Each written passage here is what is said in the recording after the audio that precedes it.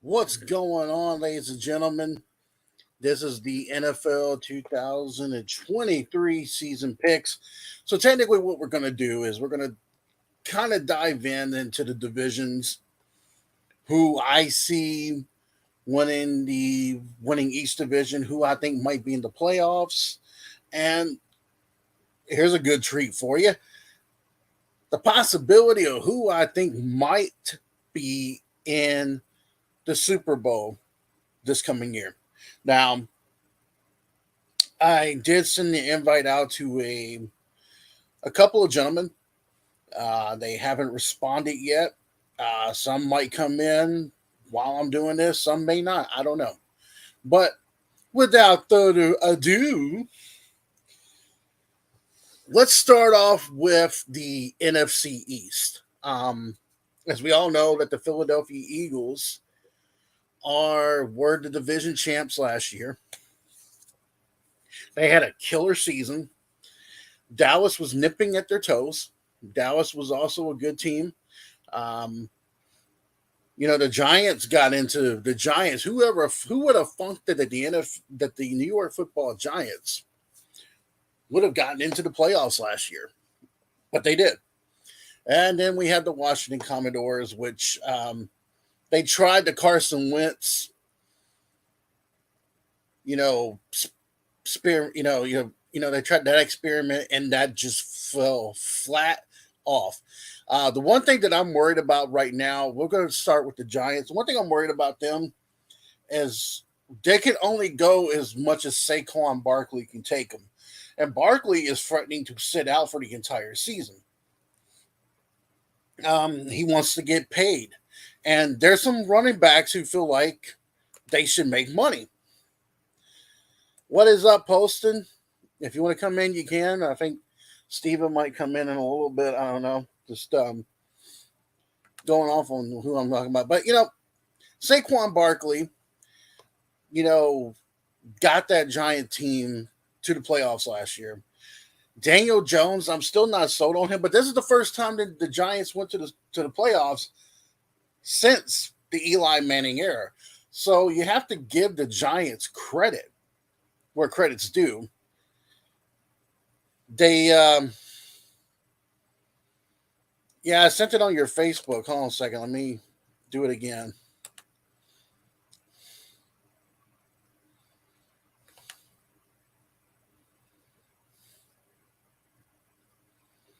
Hold on a second, guys, here. Trying to get him in here.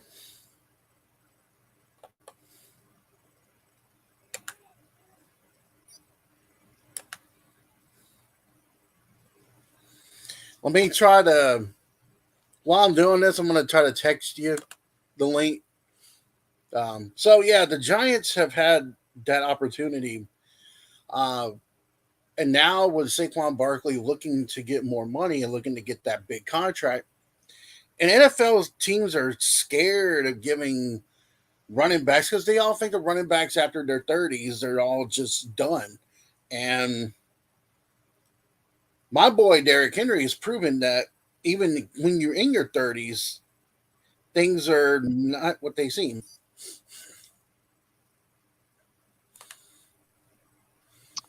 How's it going, man? Long time no talk. Long time. Yeah. I've been working like a dog. Yeah, it's the same here, dude. I don't know what it is about this current generation and going to work, but you know how that goes. Oh my God, I've had young people like quit, call out on me on a Friday, and I've had to do everything. Yeah. And for all you young people, if you do watch this video, learn to work, you motherfuckers. Yeah, really, at the end of the day, because like I said, I've been a supervisor for about, 4 or 5 months now.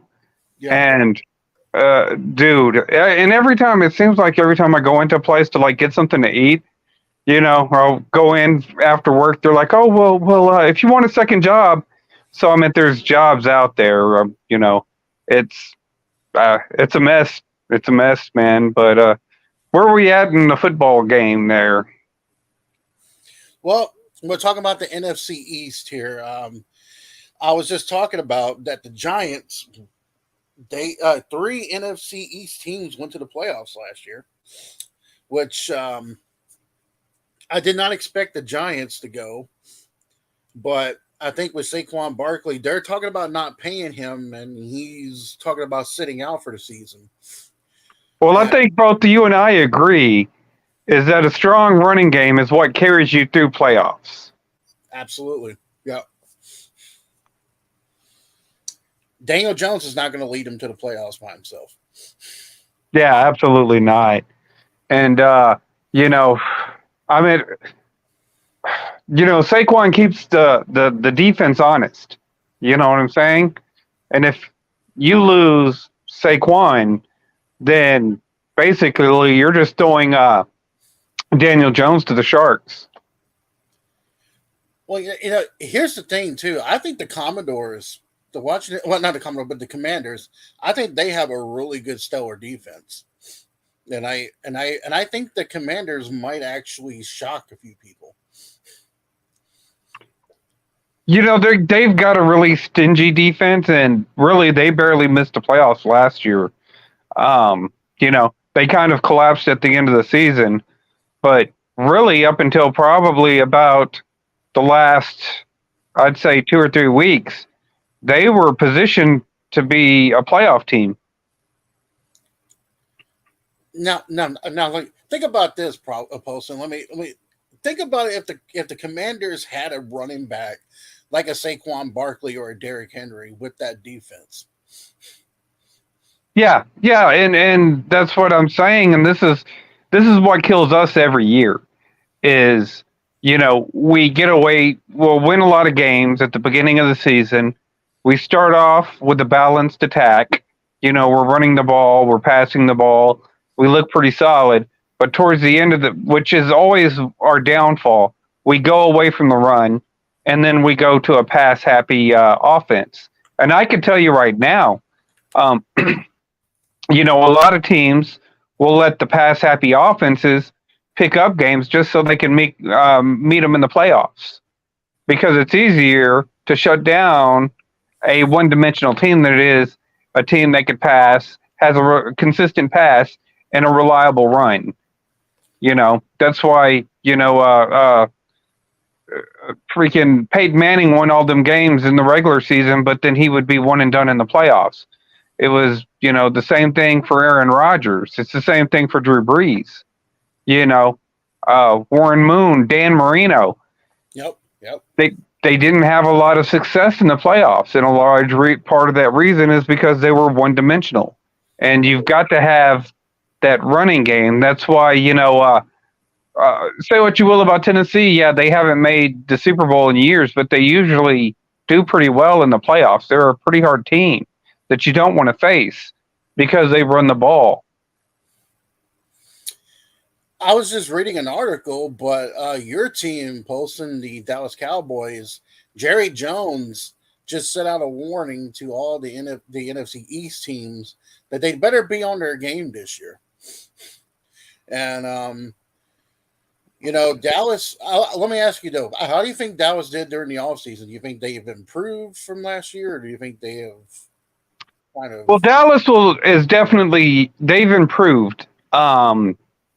Now, I have Dallas winning the NFC East myself. They plugged in, they get Mozzie Smith in the draft, we could tell that Dan Quinn's defense is set up to go deep for a playoff run. The only issue is, and I can tell you, if we can land Dalvin Cook, there wouldn't be a team that could stop us in the NFL, because then we would have that running back that we haven't had. You say what you will about Zeke, but Zeke wasn't that, he had a solid first couple of years, but when you're talking about Dalvin Cook, that's a different kind of running back right there. That's the kind of running back that Dallas hasn't had in years. And if we could land Dalvin Cook, there'd be nothing in our way. We would go straight to the Super Bowl, because we have as bad as I hate to say it, they go pass heavy. But if you could get a reliable running back that keeps the defense honest in a Dalvin Cook, and you put him with a consistent quarterback that doesn't make a lot of turnovers, and Dak Prescott, well, there wouldn't be too many teams in that division that could stop us, even the Eagles. We bring in Stephen Gilmore to put on the other side of Tavon Diggs. We bring back Micah Parsons. That defensive line is going to be solid. Our linebacker core is going to be a little bit better because everybody was saying that we should get a linebacker this year. We'll get Desmond Clark back this year, hopefully, and that linebacker core is going to be okay. Our secondary is going to be solid. So I think that from top to bottom, that defense, which you and I both like defense, the only issue would be, can they consistently run the ball with Pollard and they bring in Deuce Vaughn? Would that be enough? I don't trust that because, like I said, Deuce is a rookie. But if you could get a Dalvin Cook to add in the mix, well, then, yeah, that running game's going to be lethal, and then the passing game will be there. And so, like I said, I don't see any team being able to beat Dallas.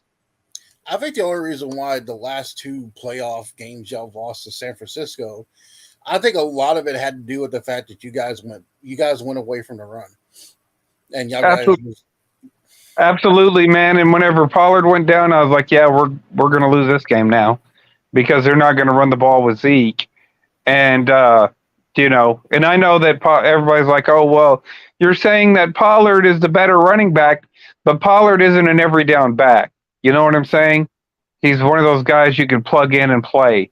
So bringing in a guy like a Dalvin Cook, who I think is still a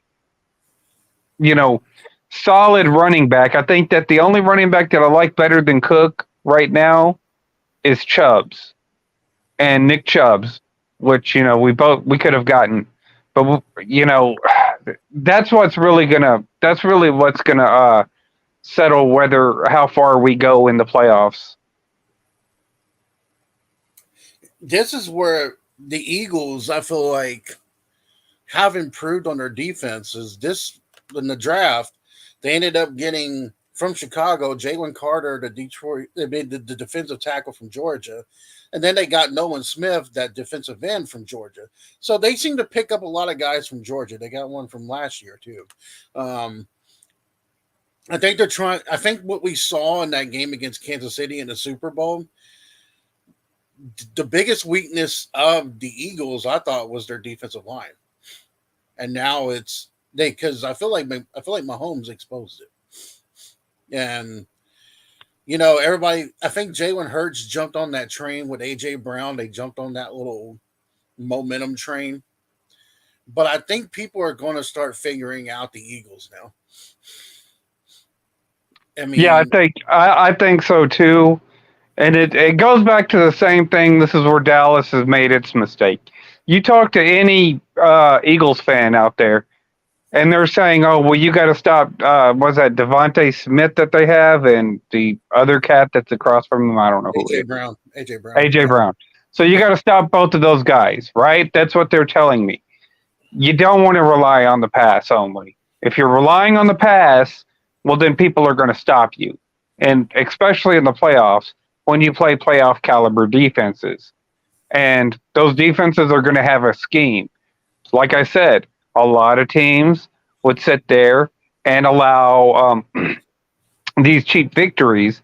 Indianapolis would pick up these cheap victories during the regular season because teams that were playoff bound, like your Baltimore, like your New England's, great, defensive schemes and stuff, said, we want to see Peyton in the playoffs because we know we could shut him down in the playoffs. And, one of the biggest Super Bowl blowouts was that Denver Super Bowl with Seattle and the Legion of Boom. Yeah. And they exposed the hell. When you have a one-dimensional offense, that's what happens. You get exposed. And so, I think that's a little bit of the deal with Pat Mahomes and the Kansas City Chiefs. And that's a little bit of the deal whenever you're looking at Dallas right now. And Dak Prescott. That's why we don't have a lot of success. And that's going to be the issue with Philadelphia. It's going to be the same issue. And right now, you see all these running backs, and they're pretty much out there with their hands out, begging for contracts. I'm picking one of these running backs up if I want to go ahead and punch my ticket into the Super Bowl. Because I know that they're going to make my team better. It's going to make it's going to make the defense harder to defend the pass if you can run the ball. And then you use it, like you've had a running game for years. You know how handy that comes whenever you can go ahead and hand the ball off to Derrick Henry, and y'all can use that to control the clock. Yep. And I mean, let me ask you though. I mean, like, I know you're picking the Cowboys to win the division, and so am I. Do you think the Eagles make the playoffs? I think that there'll be a wild card. I think they'll be the number one wild card because they're still going to be a hard team to beat. And like I said, a lot of teams are going to sit there and see, okay, all we got to do is shut down Jalen Hurts in that passing offense. So they'll be able to pick up some wins that they probably have no business winning just from teams that would rather see Philadelphia in the playoffs than they would like to see, say, a New England in the playoffs. Because, like, New England's going to be a tough team. They have a really, really strong defense, and they're trying to get their run game together. Their run game is set. They're just looking for a little bit of a more consistent passer. But, that's like a top two defense. Do you want to see a strong defense, or do you want to see an offense that you could shut down? You can basically, in an offense that scores really fast, keeps their defense out on the field longer. And, so the defense starts to get worn down. They're not as, dominant as they would be if you consistently run the ball. So I think that, like, the Eagles will probably get a lot of wins given to them by teams that are positioning themselves in the playoffs somewhere. Hey, we're going to make the playoffs. We don't want to see the Eagle, or we don't want to see the Redskins, right? Like you just said, the Redskins could be one of those stingy teams that could be hard to play. They would rather see the Eagles that they could go ahead and defend against and, ultimately wear down a defense than they would rather see a strong defense in the, like, Washington Redskins. I'm actually going to jump on what you were saying, Post, and we were talking about, like, quarterbacks that didn't win because they didn't have that running game. Look at a guy like John Elway. His last two seasons, he won a Super Bowl because he had Terrell Davis. Yeah. And that right there, you take a guy like Saquon Barkley, or you take a guy like Derrick Henry, because Derrick Henry's contract, this is his last year of his deal. So, say, for example, the Titans don't decide to re-sign that or don't give him the money. He goes to a team like, I don't know, Dallas, or he goes to a team that has a legit quarterback with a good defense. When you play like an 18-game season and you're tired in the playoffs, you don't want to see a 245-pound Derrick Henry coming at you. No, you don't. And that was like, like, I get on Facebook every now and again. I don't get on as much as I used to. But every now and again, I'll get on and I'll see, I'm in like this football group. And, a lot of them don't really understand. They'll sit there and they'll throw out all this stuff. And I said, to be honest with you, Bo Jackson, for my money, is probably one of the greatest players of all time. Granted, he didn't play that much. And granted, he'd always come in about midway through the season. But the man was averaging 5.6 yards a carry. He was a 6'2", could run a 4.13. I think that was his 40, 4.13. You have a guy that's running like fucking 20 miles an hour at you at his fucking body mass. It's going to do damage. It's going to wear down a defense. You know what I'm saying? Whenever Dallas was winning all those Super Bowls, they did it with the legs of Emmitt Smith for most of the season. When they got into the playoffs, they relied heavily on Emmitt Smith. It's the same thing with the 49ers. It's the same thing with Tom Brady. Whenever Tom Brady's winning these Super Bowls, they're running the ball. If they wasn't running the ball, they're not winning championships. Yeah, Seattle, almost all the greatest teams. So, they devalue the market for the running backs just for these pass happy offenses. That's not even entertaining. It's not watching a wide receiver catch a wide open pass and score a touchdown is not entertaining at all. Um, that old smash mouth football where you had to defend the run, you had to defend the pass, you had to scheme. That was what was entertaining about football. It was a competitive sport, and now it just I don't know. I think that like last year's Super Bowl, a lot of people started to wake up to that, especially because I think that a lot of people felt like the 49ers should have beat the Eagles and the Bengals should have beat the Chiefs. Yep. Yep. Now we're gonna bump into the AFC East. Now this is gonna be an interesting one because Miami was gotten better. Miami add a couple of defensive pieces to the puzzle. Buffalo right now is still the Buffalo Bills, but we were talking about Buffalo. Buffalo is a team that I could see someone like a Saquon Barkley or a Derrick Henry going to, and they automatically change the whole entire complexion of Buffalo. And Buffalo is like one running back away from going.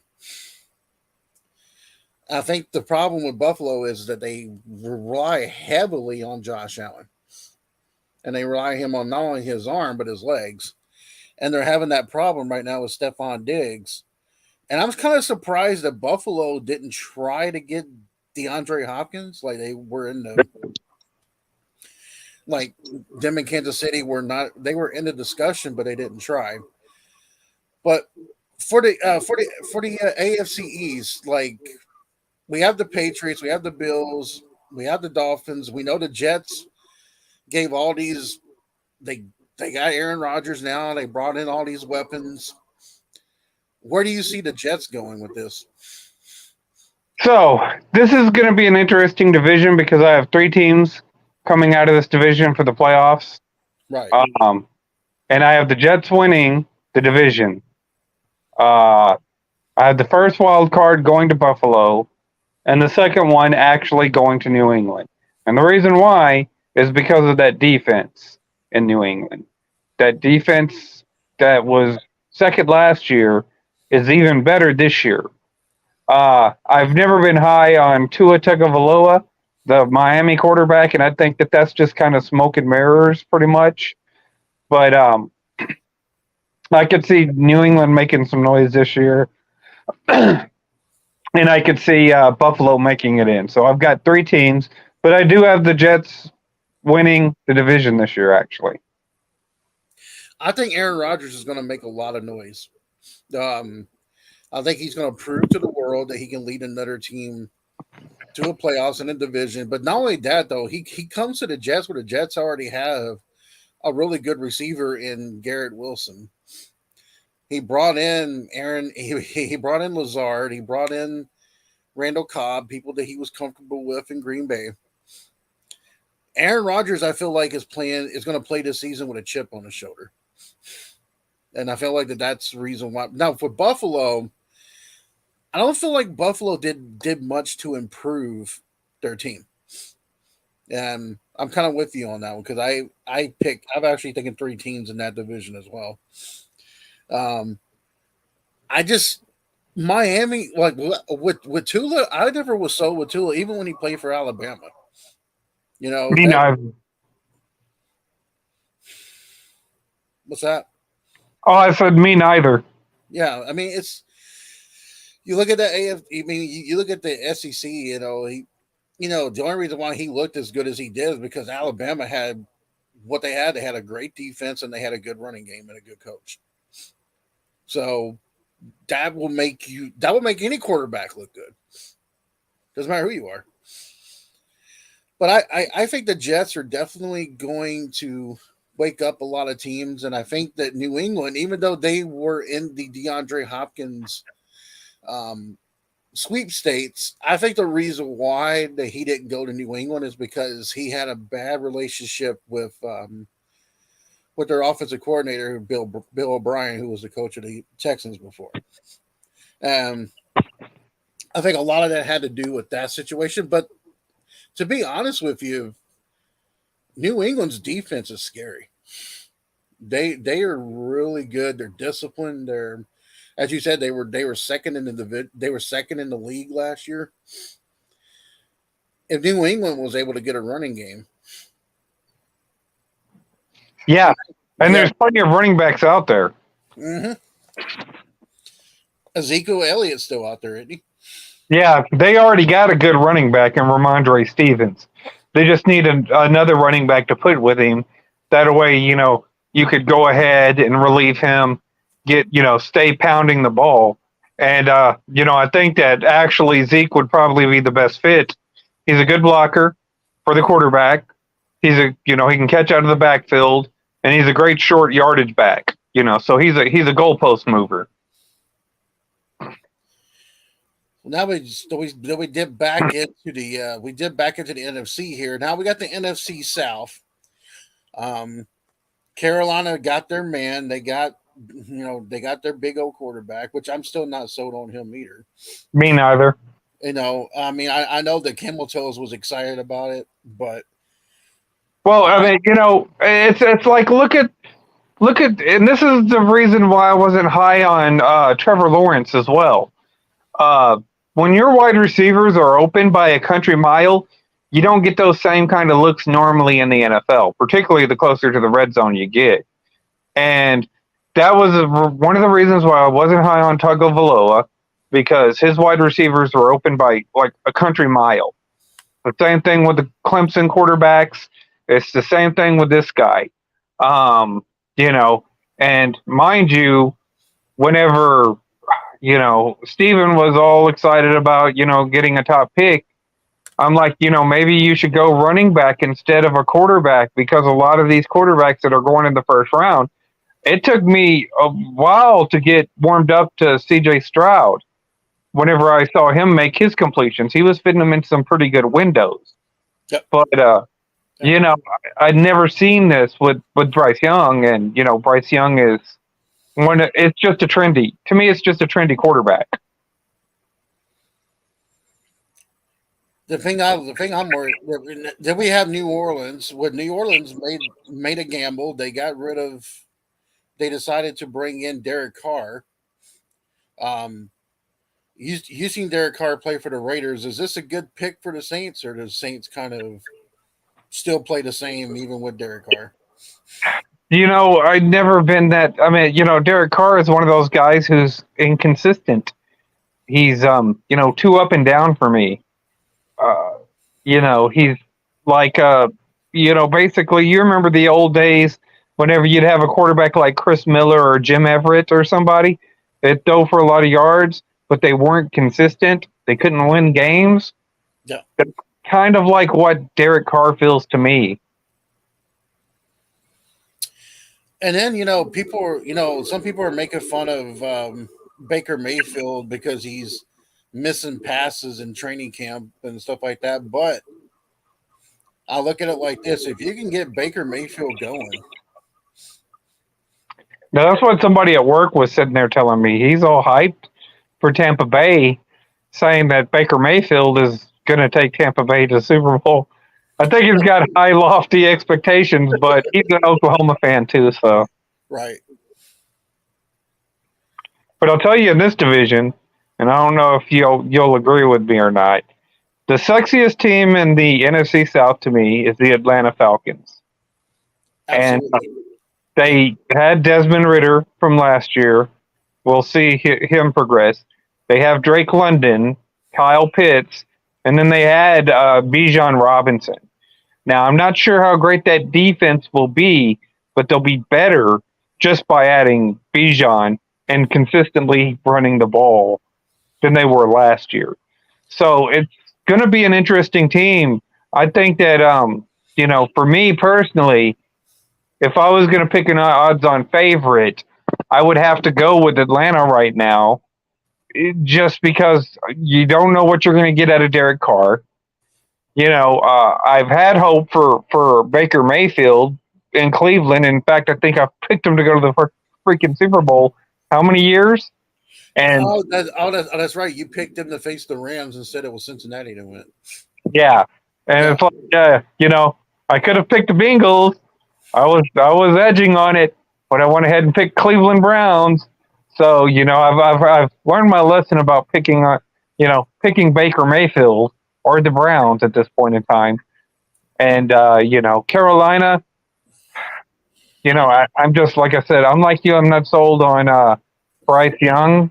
So to me, that just seems like the team right there. That would be the team if I was to put my finger on it. Would be Atlanta to take that division. The one thing I like about Atlanta is that they have quietly have been building this team, and their coach is the former Titans offensive coordinator.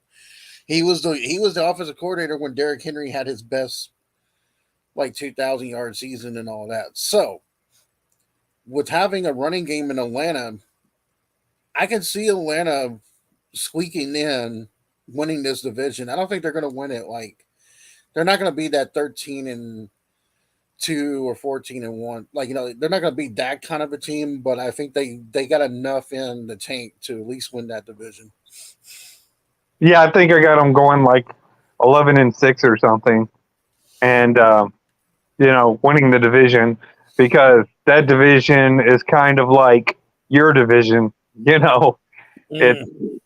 It's a pretty, right now everybody's rebuilding in that division, and so nobody knows exactly where they're at.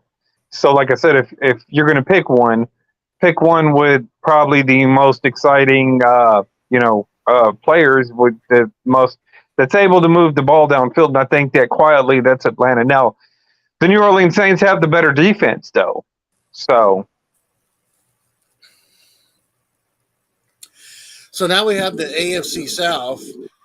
Right now, the Colts are in turmoil because Jonathan Taylor wants to be traded. So the Colts are having that in, but they did draft that young quarterback from Florida, Anthony Richardson, which you didn't really see much of him in Florida. He didn't get a chance to. He didn't play a 3-year theme as a starter. He only played 1 year and had a great year with Florida. So you're pretty much getting, you Colts fans, you're pretty much getting a guy that you don't know what you have. You got raw talent, absolutely, but it's one of those things with the Colts. The Colts have a good defense, but who do you got for? I mean, do you trust Anthony Richardson? I don't. The Jags squeaked in there last year. They have a good coach in Doug Peterson, who got the Eagles to a Super Bowl and won. We also have, the Eagles. The Jags had a really good defense. Trevor Lawrence did show up, but it's like what Poston said about Trevor Lawrence. I'm not sold on the guy. I think the Jags got lucky last year. And I'm not saying that because I'm a Titans fan. I'm saying that because it's the actual fact. You guys got lucky. You squeaked in there at the right time and got in there. Yeah, and this is going to be the same with the NFC South. So is the AFC South. Everybody's in a rebuilding. Y'all got Will Levis, which we'll see how he turns out. It's one of those things to where it's you don't know where to put Tennessee right now. You're coming off a down year, and y'all could totally take the division. However, with this being said, I always go for people.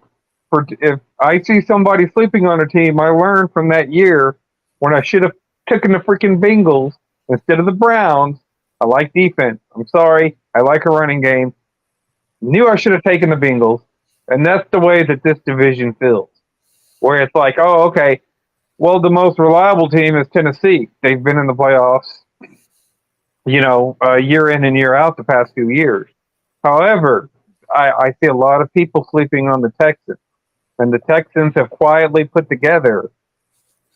I can tell you that offensive line is going to be a hell of a lot better this year than it was last year with bringing in Drew Scruggs.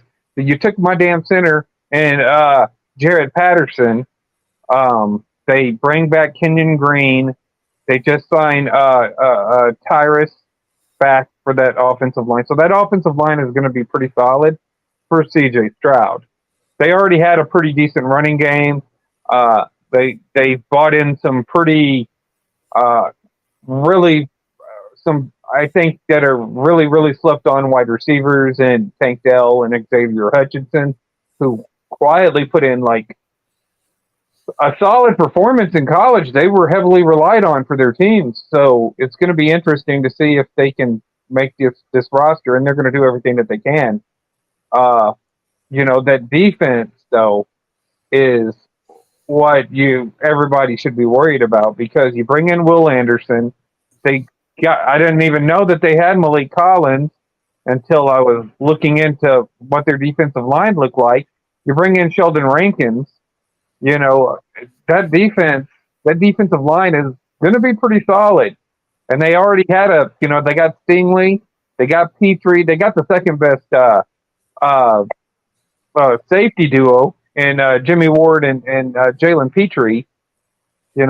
So it's they're gonna be a solid team too, and that's why I think that because they're so slept on and these kids are so young, because it's a relatively young team, that they're going to sneak in the playoffs because people are going to. I mean, I think you look at most of your professional sports writers, your media people, and even the people here on YouTube and whatnot. They're like, oh, well, they traded too much for to get Will Anderson Jr. and you're going to be picking. They've gotten them losing the second most games behind Arizona, who they traded that pick to. They got Arizona picking number 1 and 2 next year. That just tells me that I don't think that D'Amico Ryans would have traded that pick if he had planned to tank. You know what I'm saying?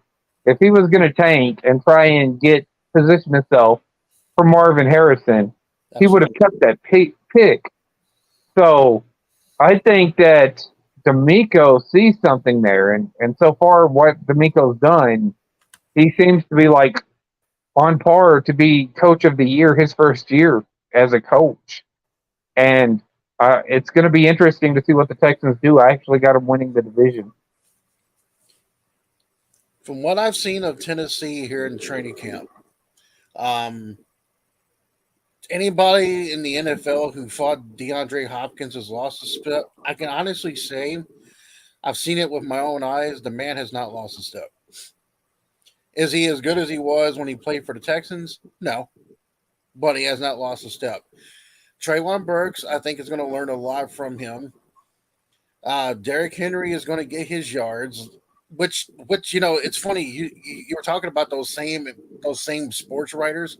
They're all picking Derrick Henry to have a down year.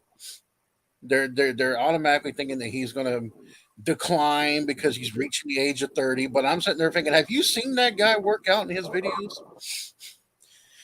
I'm sitting there thinking, I mean, it's not the same NFL as it was. I mean, these players are taking better care of themselves than they were years ago. And I think the Titans' growing pains are going to be the offensive line. Yes, they did. They got a new good GM. They have a really good coach, Mike Vrabel. I think the thing with the Titans, though, is that their offensive line is young. And there's going to be some growing pains there. Their defense is going to be good. They got Harold Landry back from ACL. Jeffrey Simmons is doing his thing. I think this is going to come down to the wire between the Texans and the Titans.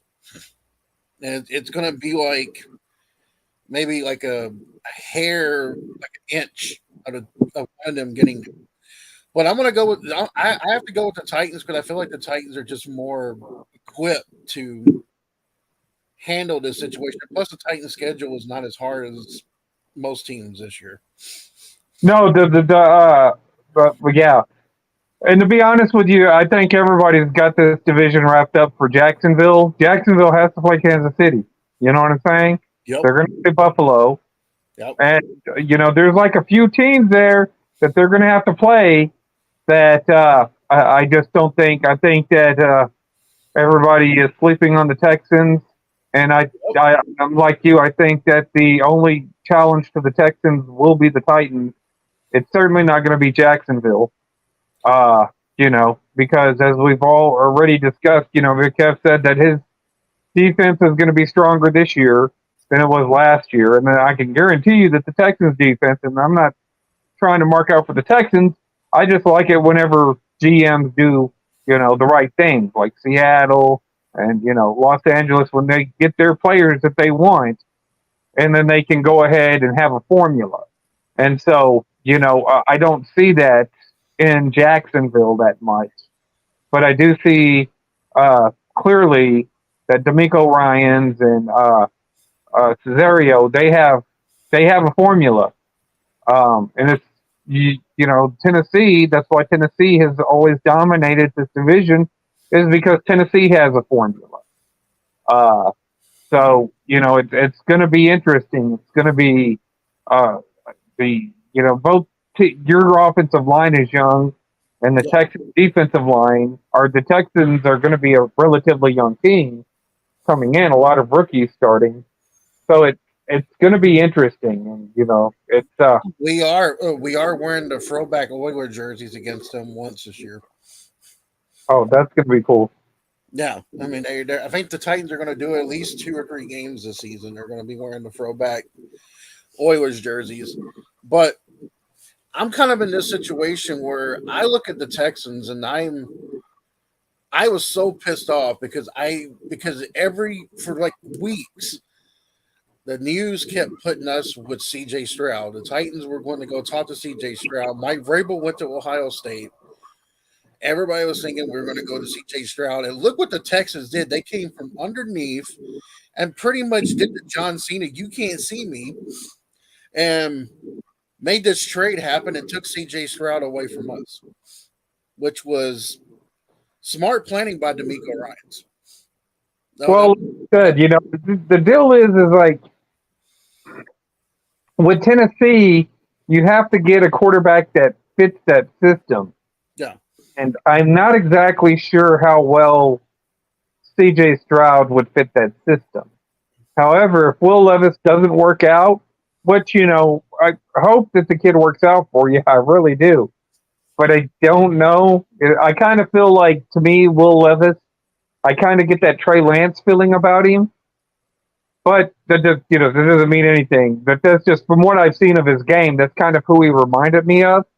However, next year, our quarterback at the University of Texas will probably be coming out because he's got a Malik Jefferson will probably be, is breathing down his neck. And then you got Arch Manning in the pipeline.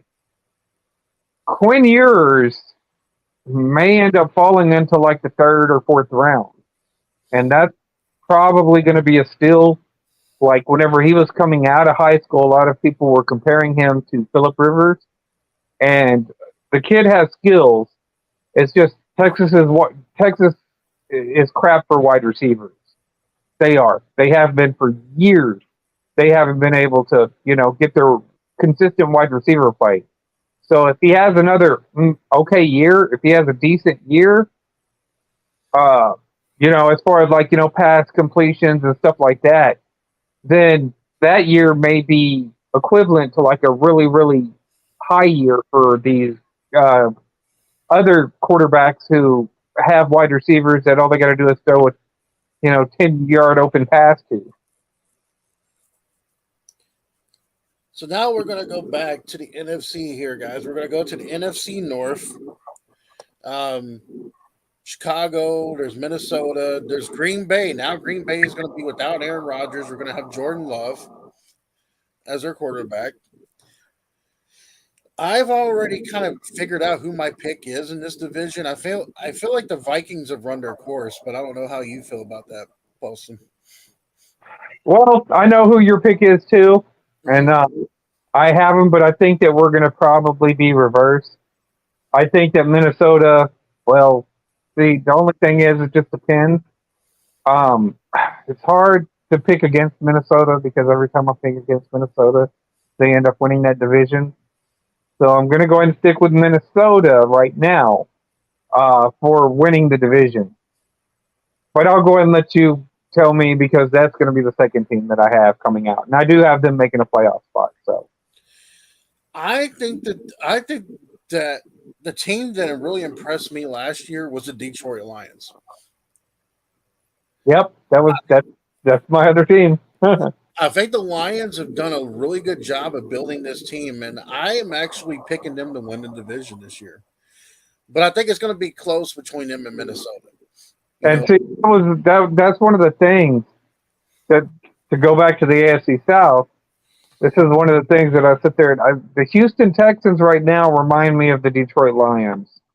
Uh, what they did last year, and so yeah, the Detroit Lions quietly went under the radar and have put together a team that could go. And then they bring in a running game too. yeah, People don't understand that running game. the Lions have two good running backs with each other, and that's the thing about the Lions, though. Everybody was making fun about this whole Jared Goff trade, but when they traded Matthew Stafford away, but Jared Goff, to his to his credit, he did lead the Rams to a Super Bowl once. Um, I just think that the Lions are they're pretty much like we were saying how GMs are drafting the right way. The Lions are drafting the right way, and with Chicago, I'm just not sold on Justin Fields. I I'm feel not either. I feel like Justin Fields his style of play does not fit into Chicago. I think that the deal is with Chicago is that they're kind of like one of these trendy, and this is there yet again. It's another team that I got to compare to the Cowboys. Is you get all these fans building up, they do the little hype train. Let's go after Justin Fields. Let's go after Justin Fields. Then they jump on it, and that quarterback may not necessarily fit your system and your scheme that you're running, but they'll go with it, and just to appease the fans. And Yeah. that's what we do here in Dallas too, unfortunately. Well, here's a question. Gaming Zone said, "Which NFL draft rookie do we think is going to have an amazing season?" I think Will Anderson from the Texans is going to break out with a lot of sacks. But that's I just I got to sit there and say that let me see. I got to think about this one for a minute because that kid that they picked up out of Alabama, Detroit, yeah. if that's a possibility that running back that they picked out of Alabama, I forget what his name is, but he kind of reminds me a little bit like the potential to be like an Emmett Smith type player is there, and then you got Bijan in Atlanta who if Atlanta does that system right, and you said that I'll go with Bijan because, like you said, he's going to have that coach out of Tennessee that worked with Derrick Henry, hmm and he's going to get the most out of him, I think. Here's something for you. Detroit Lions have sold out their season tickets for the first time in 21 year history in Ford's Field. So let's see. That would that have been 90? Yeah. Yeah, I'm trying to do some math here. So that'd have been in the 90s, though, right? Yeah. Oh, that would have been 2003. Oh, well, there you go. Yeah, 2003. That's the last time the Eagles. That's the last time the Lions have sold out any tickets for their home game. The Joey Harrington era. Oh God, Joey Harrington. Yeah. Hey, you know what though? The way I look at it is, Calvin Johnson realized that team sucked so bad. That's why he retired early. Even though he claims it was injuries, I'm like, I don't think so, pal. Man, could you imagine Calvin Johnson on this Detroit Lions, though? Whew. I wouldn't even try to mess with this Detroit Lion team at that point. Now, as far as Green Bay goes, I'm even. I mean, Green Bay did keep their running game, which is good. I feel like with Jordan Love, I'm kind of waiting to see what I see first before I make any rash decisions about Green Bay. I feel like with Green Bay, Jordan Love has learned from Aaron Rodgers. They do have a good football head coach, but is he really that good of a head coach, or was he good because Aaron Rodgers had him that good? Yeah, it's the same thing with me. It's an incomplete for me. You know, maybe Jordan Love is the guy. Maybe he's the next one. Maybe not. You know, this is exactly what they did with Aaron Rodgers and Brett Favre, and in that case, it worked out. But we just haven't seen enough of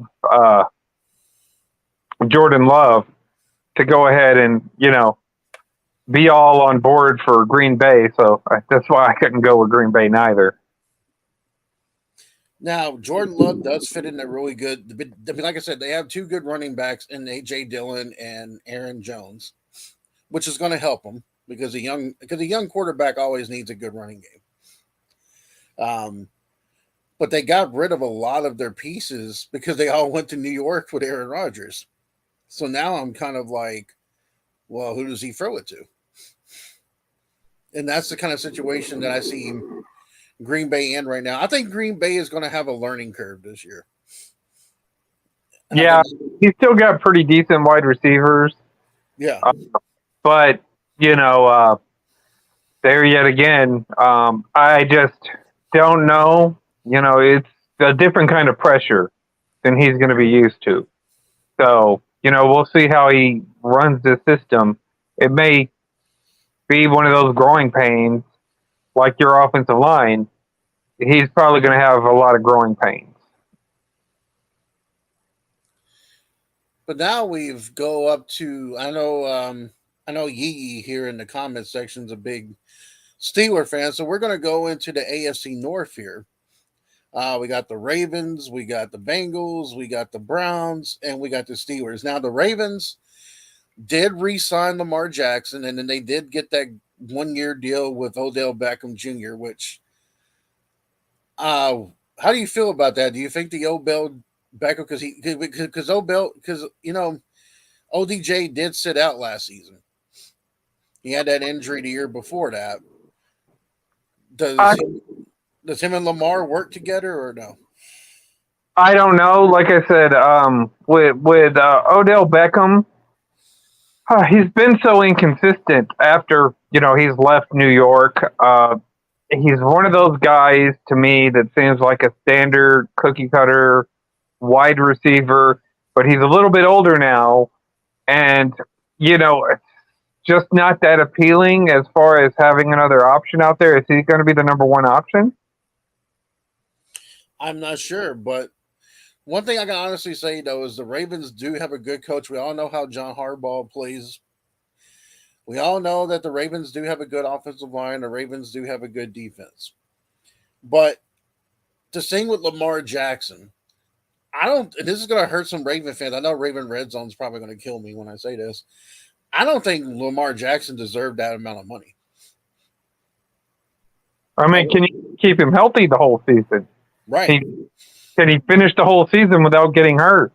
I mean, it's like he takes you up there just enough to where you can't draft anybody to replace him, pretty much. Exactly, yeah. Now, I feel like the wild card in this whole division, I feel like it's Pittsburgh. I feel like they're the biggest wild card in this because they still have one of the best coaches in Tomlin, in my opinion. Kenny Pickett, he learned from some growing pains last year. This is his second season. The Steelers have always had a good defense. Do you think Pittsburgh makes some noises this year, or do you think they kind of give Cincinnati a run for their money? Well, I'm going to let anybody who's listening to this video go ahead and make your pick for the Super Bowl right now, because this is exactly what screwed me over last time. However, with this being said, I've been waiting for Cleveland to put something together, and then you know, uh, Cleveland is the black hole where my predictions go to die. So I didn't see a lot out of Deshaun Watson from the limited plays that he got last year, and so I'm not feeling that Cleveland offense like some of the people are. They do got a solid running game. They probably got the best running game. Uh, Oh yeah, them, Chubbs is great. Yeah, Chubbs is great. them and Pittsburgh are going to have the two best running games. However, with that being said, I got to stick with the Cincinnati Bengals for this division. Uh, Joe Burrows is that guy. He's that guy. There's just no way to put it like that offense and that, they add Miles Murphy to that defense, and that defense is going to be better this year. So, with that being said, I've seen them making the right picks. I've seen them make the right picks for the past few seasons, which is, considering that this is a team that got fucking Kajana Carter and Achilles Smith and David Klingler year after year, just, miss after miss after miss. Um, it's kind of interesting to see, that they put together this well-rounded team. So I don't think that I got Pittsburgh making the playoffs, but I do think that they'll probably be the second best team in the division. Actually, you know what? I take that back. I had Baltimore because Baltimore is one of those teams, it seems to me, that gets a lot of wins that they probably shouldn't get because, teams look at Baltimore and they're like, all we got to do is shut down Lamar Jackson. You know what I'm saying? So if you're a team that's looking to make the playoffs, like say Big Kev's team, right? The Tennessee Titans. They're like, we want to get in the playoffs. So who do we want to face in the playoffs? Do we want to face a team that's going to have a, hard defense that's going to be able to stop our run game and be able to, go ahead and control the clock? Or do we want to see an offense that is kind of one-dimensional that we could shut down and we could pound it out and use ball control? So I think that I have Baltimore finishing for the wild card, actually. But I do think that Pittsburgh should improve this year. Be excited because your team is still relatively young.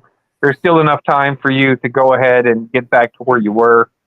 But I have the Bengals wrapping it up, and then the Ravens coming in second right now. Here's my thing about Cincinnati. When they came out of nowhere and went to the Super Bowl, I felt like Cincinnati had a lot of bandwagon fans that jumped on board and was like, who they.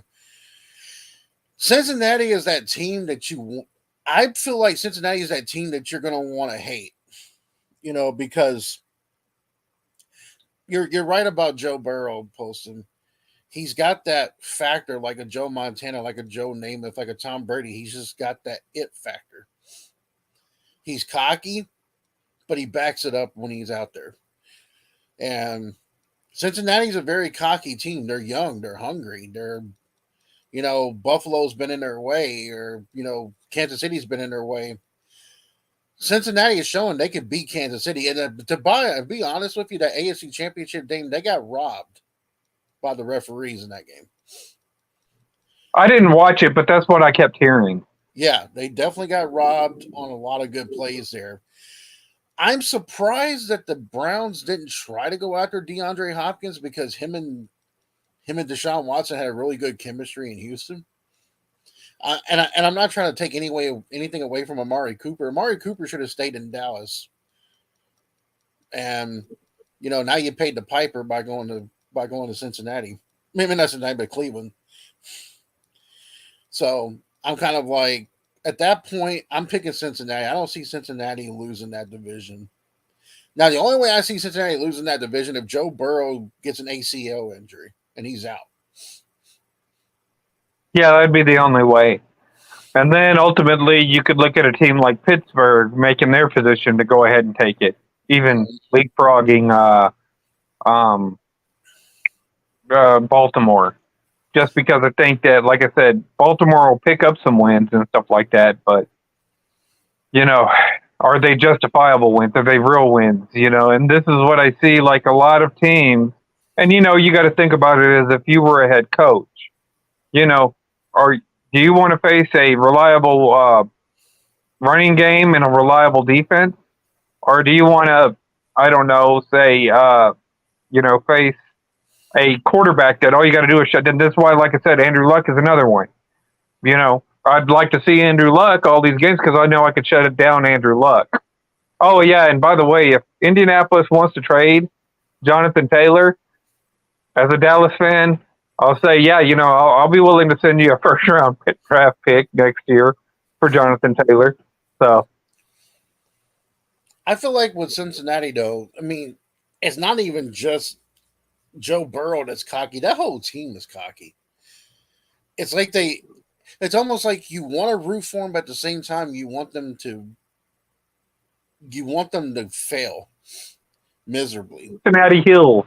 Yeah, they're the really good heels right now. They're like the dirty Dom, Dominic Mysterio, like go away Heat.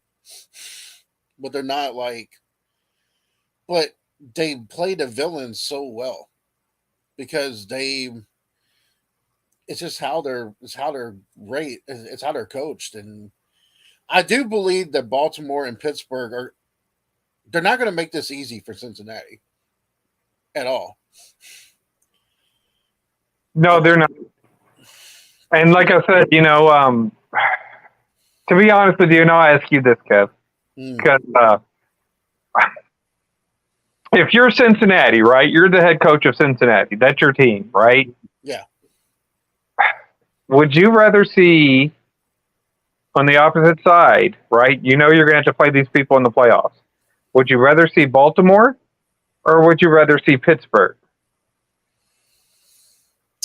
Baltimore actually Pittsburgh, because I feel like Pittsburgh's a little bit younger. Baltimore is still got a good defense and they got more veteran. It's all about the veteranship. But if this was Pittsburgh, if it is Pittsburgh 3 years down the road or 2 years down the road, I'd be scared of Pittsburgh. I mean, you still got T.J. Watt on Pittsburgh. Absolutely, yeah. And T.J. Watt's a beast, so that's definitely. They got a pretty solid defense in Pittsburgh too. The only difference I think is that Pittsburgh has a better running back, and like I would probably go just the opposite. I'd rather see Baltimore because I know if I can contain Lamar Jackson, which with Joseph Osei on one side and Miles Murphy on the other, it's going to be harder for them to go ahead and get around my defense so we can play the defensive game. However, I just think that, shutting down, it's easier to shut down one person than it is a whole team. I think that the Pittsburgh Steelers got a little bit more on the offensive side of the ball that you have to worry about containing than Baltimore does. So now we go back to the NFC. We have the NFC West. Arizona lost the Rams, the Niners, and the Seahawks. Now, the 49ers and the Seahawks both made the playoffs last year. And surprisingly, Geno Smith did really well for the Seahawks last year. The Cardinals, I definitely am not picking them. I think they're going to be the bottom of the barrel. I mean, but we have to think about how's Kyler Murray going to come back from his injury. They got rid of DeAndre Hopkins. J.J. Watt retired. So, how do you see this division going? Because I'm thinking this is going to be a neck fight between the 49ers and Seattle. Well, I got three teams in this division that are going to be fighting it out. That's going to be Seattle. That's going to be San Francisco. And that's going to be L.A. I think that the Rams actually ended up getting a really good deal in the draft on a running game which Yep. is the one thing that's been their shortcoming. They Yep. get Zach Evans in like the 6th round, which can totally replace their Todd Gurley that they had at running back. So now you get a reliable running back for Matthew Stafford. We've seen he's capable of getting a team to the Super Bowl whenever these pieces fall in place for him. And I just think that they so happily fell in place for him.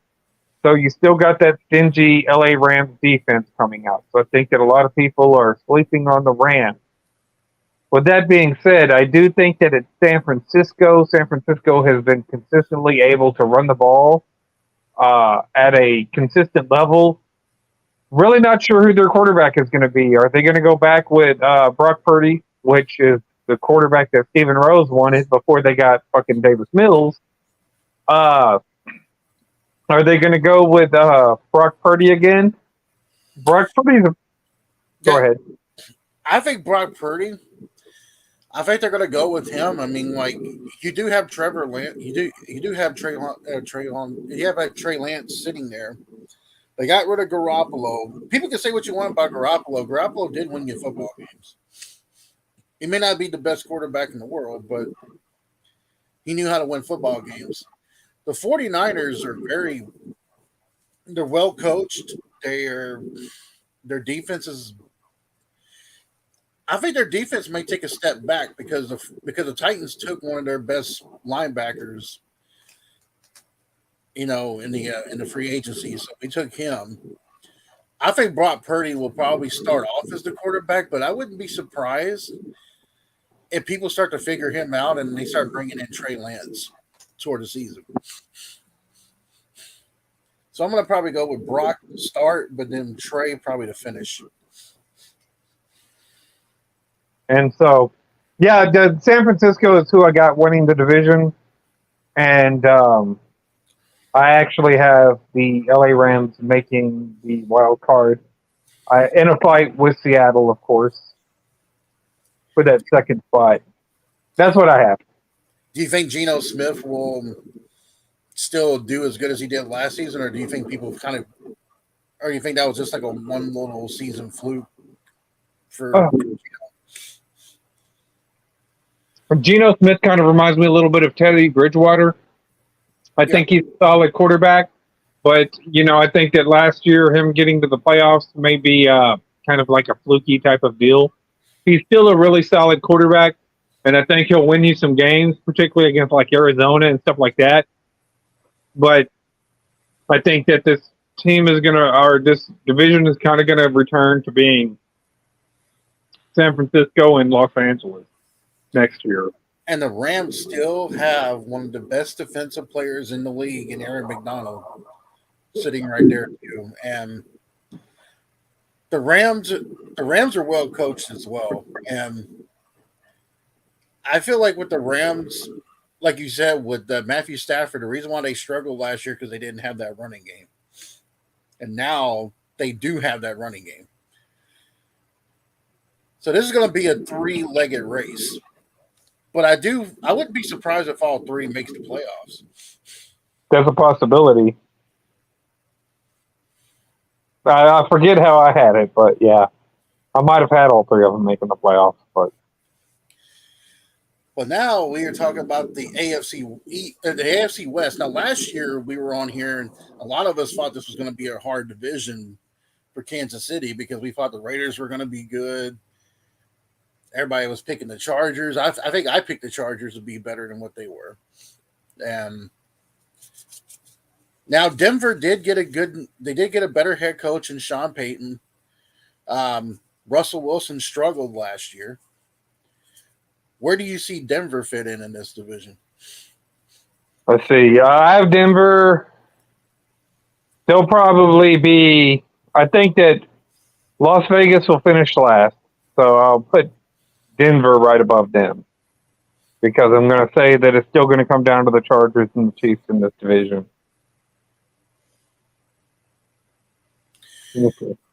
The one thing I love about the Chargers is I love how good I actually, because when he came out of college, I was a big fan of Justin Herbert. And I thought Herbert was going to be one of those guys that was going to be an elite quarterback, and he's proven that he's better than what he's shown. The Chargers, though, the Chargers are making some different things. I just think Kansas City is still, as long as Andy Reid there, and as long as Patrick Mahomes is still walking like a well, I really want to say the word, but I don't want to get banned on YouTube. But as long as Kansas City is still there and they still got their pieces and they still got him and Travis Kelsey, I don't see anybody dethroning the Chiefs from that division. Unless Patrick Mahomes has a serious injury. It's kind of like the thing we talked about with Joe Burrow. Now, if Patrick Mahomes gets a serious injury where he's out for the season, then I can see Denver and the Chargers fighting for that number one spot. That's who I have winning the division is Kansas City again this year. They'll probably end up taking the number one seed. In fact, that's what I have them. But I do think Russell Wilson's going to play a lot better this season now because I think Sean Payton's going to help with that. I just don't. I just don't know. I mean, like, I don't really get a lot about Denver because Denver did get rid of a lot of pieces. Yeah, and that's another that's another quarterback that needs a running game behind him. Absolutely. And I'm not sure who they'll have trying to move the chains because Russell Wilson is good with the pass option. It's hard to do the pass option if you don't have a running back that anybody respects. I always felt like Russell Wilson would have fit in with us. Like if we would have went after Russell Wilson, because the Titans like to do that the play action, Russell Wilson would be perfect for that. I always thought he should have came here, but that was just my wishful thinking for that to happen. But if you go back to his time in Seattle, the reason why he was so good because you had the Legion of Boom and you had Marshawn Lynch as his running back. It goes back to what we're talking about. You have that big, tough running game, but you also have that stingy defense. And that's what wins championships. So, yeah. But, I think Denver will be better, but I don't know it's going to be that much better, especially right now. They're still missing, like, a whole lot of pieces there.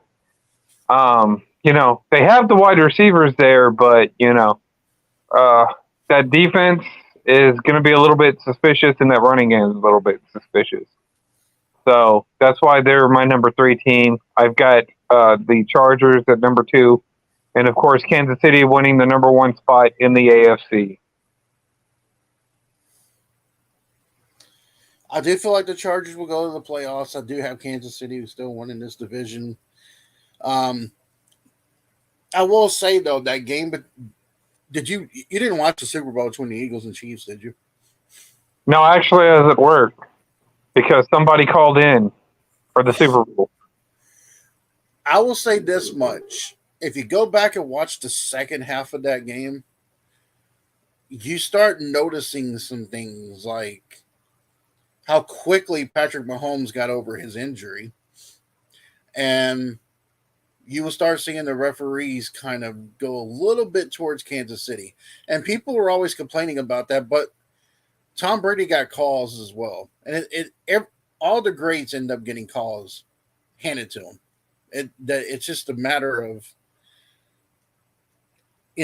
that's where I think it's like, question here. This one's for you, Paulson. Where do you see David Cook going? I hope Dalvin Cook comes to the Cowboys. That's what I'm hoping. But I don't know. I could see it would be worth his while to come to Dallas. Like I said, that's probably kind of one of the few pieces that this Cowboys team is really missing to just go all the way. You know what, Paulson? I was reading on the training camp thing for the Titans. They said one of the secret weapon that we have, and a lot of people are going to be surprised at how good he is that Tayshaun Spears. Oh, my God. Don't tell me. Yeah. They're talking about how he's going to be one of these weapons that we've will have. But I'm sitting there thinking, man, I felt so bad when we drafted him. When I saw his name on there, I was like, oh shit, Post is gonna be pissed about that. I was like, man, holy shit. I was like, God. And we could have drafted him, and it'll be one of those players, kind of like DK Metcalf, kind of like Legarius Sneed, kind of like Tariq Woolen, kind of like, Seattle seems to be really good at pissing me off, by the way. If it's not them, it's you guys, or it's LA taking who I want. But yeah, I think it's, oh, go ahead. Oh, he also asked. He said, if not, if you were talking about the Cowboys. He said, why not the Jets? Why? Oh, go ahead. The Jets already have a good running game from their rookie from last year. Would they go after Devin? Cook. I think any team right now, if you have a chance to go to the championship or a chance to go into the playoffs, any team should be looking at Cook right now. Yeah, and like the thing is that they got Bryce Hall last year. Yeah. So the Jets also got Izzy Abanikanda, even though he didn't have a good preseason start. I think that the potential is still there for that kid, and they've got a decent running back core in New York. So, I don't think that why would you go after a Dalvin Cook whenever you got other needs and stuff in New York? I just don't see him. I don't see why. To be honest with you, you look at the backs who went to die in New York, and Curtis Martin and LaDainian Tomlinson, and it used to be where running backs go to die. But I think another one went there too. It was the former Steeler running back. Can't think of his name at the Le'Veon Bell. Le'Veon Bell, yeah, he went to Jets, and kind of that's where you go to die. Yeah, I mean, I'll tell you another team that should look at Cook, and that's Buffalo. Buffalo or New England? Yes, definitely. I feel like those teams should look. Dallas should look if they need that second hand, if they need that second running back. But like the thing about New England is, I think that they got a solid running back. They just need a backup running back. The only thing about Buffalo is that I don't know if Dalvin. It seems like Buffalo doesn't utilize their running backs that well, because they already got his brother in Buffalo. Imagine if Cincinnati tried for him. Holy shit! Then that's definitely a Super Bowl for them, because they would. Who's going to stop Cincinnati if they got Dalvin Cook? Yeah, he asked in the comment. He said the Cowboys already have a quarterback. A quarterback, yeah. Well, I'm talking about a running back. Well, no, he's talking about they already have a running back. I was about to say the reason why you want to go after a second running back is because in this league you kind of need a two-headed monster. Well, not only that, I don't see Pollard as number one. Yeah, I see him as like a 2-down back. I don't see him as a 4-down back. And they brought in Deuce Vaughn, but I can see Deuce Vaughn is more of like one of those little scat backs, like a 3rd-down back, swing option. We need to get out of doing the check down passes, and we need to get into running the ball up in between the tackles. And I think that Dalvin Cook is an every down back. You could take the load off of him with Pollard. We can alternate. We can do all that stuff. He could stretch the field for us. Keep the defense honest. That's why Dallas needs a running back like a Dalvin Cook to go ahead and keep defenses honest. And, another team that could be really good at getting Cook would be Denver. If they can. Yeah, they need a running back for sure. Denver definitely would be a good spot for him to go. Here's the thing about quarterbacks like Patrick Mahomes and like a Jalen Hurts and like a Lamar Jackson. If you're a running back, you don't really fit in with them because they're still a pass type players, but at the same time they like to run with their legs. That's my problem with Josh Allen in Buffalo. If you're a running back, even though you would love to go to that Buffalo team, you would also think, well, do their system fit with my style? Yeah, And that's kind of where I feel like someone like Cook, who can be an every down back, needs to look at a team that he knows that he can get those carries, he can get those yards. right. Somebody who knows how to utilize their running backs. And then to tell you, Denver is one of those places where running backs go to thrive. They're kind of like the opposite of New York. You know, you take a look at almost every running back that's went back there that was even remedially good, like Mike Anderson, Clinton Portis, Terrell Davis. They've always been able to run the ball in Denver. Denver has always had that strong line, and they've had that ability just to run the ball. So that would be a pretty good spot with Russell Wilson, and that would definitely improve Denver's chances of making the playoffs. I'm trying to figure out another team that where Cook could go that would actually fit in really well. Seattle, probably. Seattle, Washington. Yeah, Washington. You know, maybe. I mean, I know Carolina has Miles Sanders, but if you got a young quarterback and Bryce Young, you would want to think about that. And also, New Orleans is going to be without their star running back for a couple of games during the season. So you would also need to be like, if I was New Orleans, I would think about it as well. Tampa Bay, maybe. Tampa, yeah. Well, Tampa's got they got that Leonard. They got some running games, but I think that they should. It wouldn't be hard to have another one. Yeah, I'm not sure if Leonard Fournette is going to come back. I think that he's on the free agency market too. That's a guy you definitely would want to bring onto your teams during halfway in the season.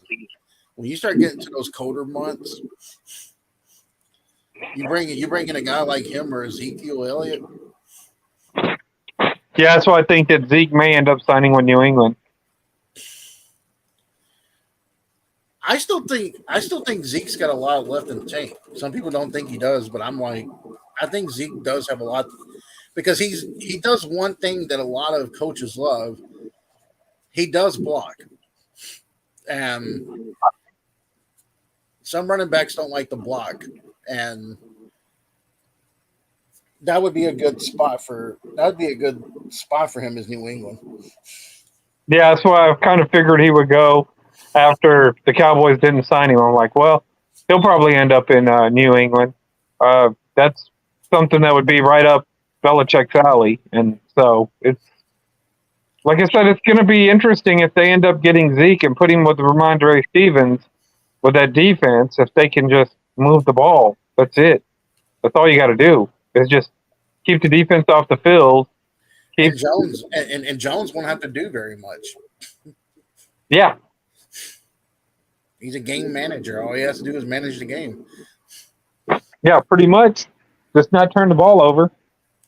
Now, I don't know if you heard about this, but since Garoppolo's injury, he's still not necessarily clear from the Raiders. I actually heard that the Raiders have on their contract that if he fails another physical, they can actually get rid of Garoppolo before the season starts. Well, what the hell are they going to do with him? No. I mean, I don't know. I mean, I'm sitting there thinking, like, who's your next option if you get Garoppolo? I mean, I know Tom Brady is majority. He's a minority owner now of the Raiders. I mean, what are you going to do? Ask Tom to come back and play for the Raiders? Well, I mean, stranger things have happened. Maybe the Raiders do have a great run. They do have a great receiving core, so I'm just throwing it out there. Maybe Tom Brady goes back and gets with Andrew Luck. Oh yeah, ask Andrew Luck to be. Oh yeah. He goes over there and says, "Hey Andrew, how would you and Calvin Johnson like to win the Super Bowl?" All right, Luck. Yeah. There we go. You got to think, Tom. You got to think about these things. But Yeah, I don't know who they would run with after the quarterback. So, uh, Jimmy G, Jimmy G, like I said, he's a decent quarterback, though. You know what I'm saying? He does win football games. Yeah, he does what you ask of him, and so he may be a little bit Alex Smith, but he gets the job done. So, I mean, I don't know who they would go with after Jimmy G.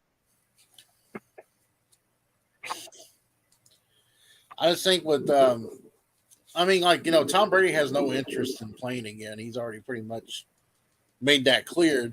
But he can actually make history. Apparently, there is a clause that a lot of people don't notice, but an NFL owner can play for his team if the other NFL owners vote for it. That So would be interesting. that'd be the most heelish move ever. Well, then too bad he isn't the minority owner of the fucking New England Patriots then, because the greatest kill Super Bowl in the history of Super Bowls. Just If be you glad Tom Brady. Just be glad Tom Brady is not a minority owner for the Dallas Cowboys. well, see, the greatest Super Bowl, kill Super Bowl, would be New England and Dallas. You know how many fucking people would break down if New England and Dallas were in the Super Bowl? I don't know if it'd be the highest rated Super Bowl, but I Oh, don't know. It might. I mean, how many who are people going to root against? You know, it'd be kind of hard. Tom Brady led New England Patriots and the Dallas Cowboys. Who do you hate the most? Because I guarantee you that more people spend more time on the damn internet hating the Dallas Cowboys than they do cheering for their own teams. that's accurate. I don't know if you've seen that meme that I posted earlier, but it said since the Philadelphia Eagles are spending more time talking about Dallas Cowboys training camps than they are their own, we updated your logo, and it had a Philadelphia Eagles wearing a Dallas Cowboys hat. Let me see if I can. I'm gonna go on your thing. I gotta see this.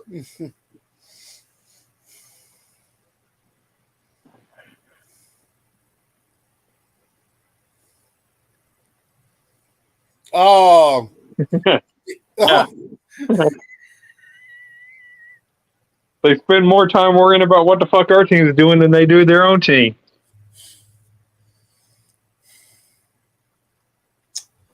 oh my gosh, that was great.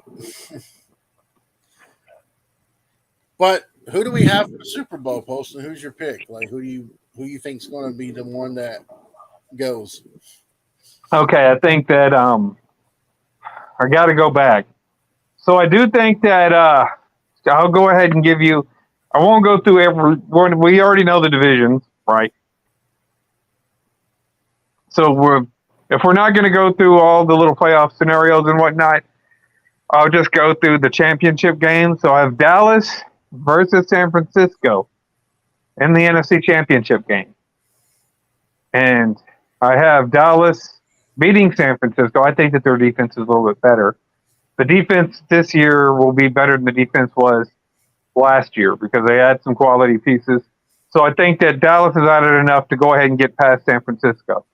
On the opposite side, this is a spoiler alert because my other team is New England, but I have New England upsetting. So you heard it here on Big Kev's channel first. I have New England upsetting Kansas City because New England was like my last playoff seed. So, of course, Kansas City being my number one. And I have them making it all the way up to the AFC Championship game just based on defense. And if they add, like I said, Zeke, and they can consistently run the ball, and that, Matt Jones is competent enough to, these has a decent enough year to lead New England, even if it's a pedestrian season, if they can run the ball. That defense should be able to carry them pretty far. And they're going to be facing the Cincinnati Bengals, and I have Cincinnati and Dallas in the Super Bowl. I actually am going to say for the AFC side, I actually do have the Bengals. I think the Bengals will finally get that Kansas City Chief monkey off their back. Because right now, there's no team playing with more confidence than the Bengals. Um, that team's young, they're hungry. If I'm not mistaken, this would be their first ever Super Bowl win if they went to the Super Bowl and won it. This would be their first Super Bowl ever, wouldn't it? As far Yeah. as so that's a lot to play for. On the other hand, with Dallas, I think either Dallas or Philly will probably be the two team, either one of the two teams that represents the NFC. But I will say though, if Dallas does really good in the season, and then something happens in the playoffs again, when do you think it's enough for them to finally pull the trigger on Dak Prescott? Well, I think that if he doesn't make it to the Super Bowl this year, and they have an underwhelming playoff, then, like I said, there yet again, we got that kid coming out of Texas, the one I was telling you about, that would probably fit right on in with Tennessee. I'm pretty sure that Texas kid would be somebody that they would look at, because you're going to be able to get him in about the third round probably, because he's not high on any boards. So you're not going to have to give up a lot to get him. And then kind of say, okay, we're getting somebody in here to go ahead and replace Dak. We're getting him in the third round. We're not overreaching for him or anything like that. And then they're going to start extending Dak for about a year or so until this kid gets ready, and for them to put him in there. Because I think that Quinn Ewers will probably end up eventually being him and the kid out of Michigan, J.J. McCarthy. I think that they're going to end up being steals later on in the draft. You know what I'm saying? Some team's going to land them. They're going to be solid quarterbacks. They're going to, win over a starting position eventually. So, yeah, I think that this is going to be his final year for job security. And then if they may move on from McCarthy, and they may move on from Dak. I think I'm looking at the playoffs. Who would be a Cinderella team for both sides? I'm looking at it, and I'm sitting there trying to think of the AFC. Who would be a Cinderella team that could easily come in there and maybe make some noise and change the game? I can't say the Jets because they have Aaron Rodgers, so you can't say that. I think someone like, if it's the Texans or the Titans and one of them starts making some noise, that could possibly be it. The NFC, though, if Detroit gets in there, I can see Detroit being that Cinderella, or I can see Atlanta being that Cinderella team. Yeah, I think that I go with Detroit being the Cinderella team over Atlanta just because of their defense. Yeah. And their quarterback has already been to the Super Bowl, so he has playoff experience. But I do think that, like, Atlanta is going to be the sexiest team. You're probably going to start to see a lot of people jump on board a bandwagon there, kind of like Cincinnati. They're going to jump on board on the Atlanta bandwagon. It's going to be a hip, fun, trendy team. You know what I'm saying? I hate, and by the way, I hate trendy football. I hate trendy sports fans. I can tell you, it's going to be all the Baltimore fans. All the Baltimore fans right now, you just might as well go ahead and start selling off your Baltimore fan shirts, Lamar Jackson shit, and then buy yourself an Atlanta Falcons, because it's going to be the next trendy team. That's what I think. But I don't think that they're going to be the Cinderella team this year, because they still got a lot of work to do on that defense. I look at it like, when we're talking about Cinderella, we're talking about like bandwagon fans. When our hockey team finally went to the Stanley Cup, everybody came out of woodwork here in Nashville going, "I'm a Predators fan now." I'm like, "No, you weren't." Yeah, and it's the same thing on the AFC team. And even though it's kind of a stretch to call them a Cinderella team, my Cinderella team just so happens to be New England, and that other team that you were talking about, the Texans. I think the Texans will take that division. They're going to be one of those teams that a lot of fans are going to get behind.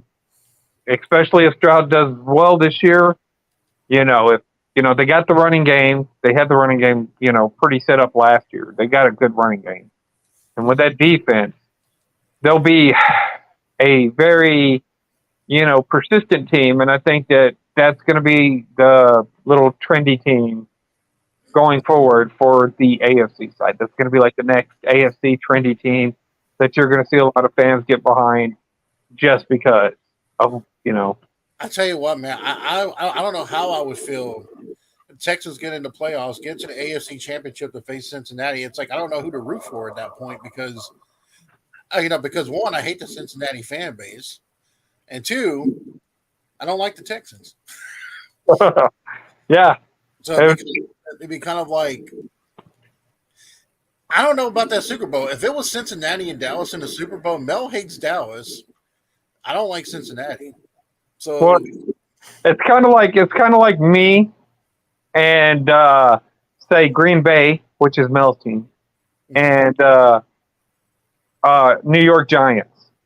I could live with the Philadelphia. You know what I'm saying? I could live with Philadelphia. But it's some damn Giants, because I swear to God, Eli Manning sold his soul to the devil for them 2 Super Bowls. Oh, yeah, he did.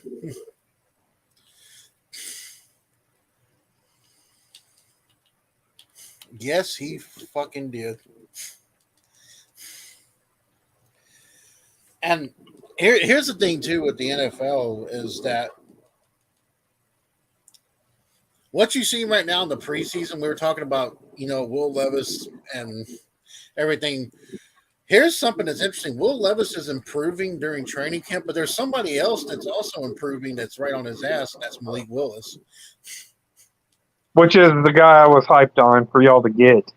Because I thought I think he just came in a situation last year where they didn't have a really good offensive line, and he just came into a situation that was not meant for him to come into. I mean, he did lead the Titans to Kansas City in overtime to almost beat Kansas City.